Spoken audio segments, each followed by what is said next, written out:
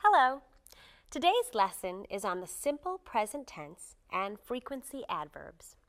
Frequency means how many times or how often we do something.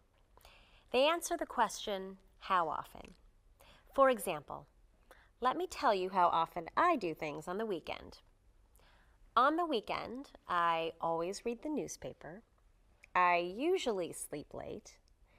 I sometimes go to the movies. I never work. Always, usually, sometimes, and never are frequency adverbs. Always means 100% of the time.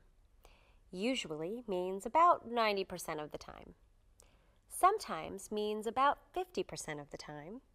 Never means 0% of the time. Notice the word order with simple present tense verbs like sleep and work. We put the frequency adverb before the verb. For example, he always sleeps late. Not, we never work on the weekend. Not. Notice the word order with the verb be. We put the frequency adverb after the verb. For example, my friends are usually tired after work. My sister is always busy on the weekend. I'm usually hungry after work. I always carry a snack in my bag.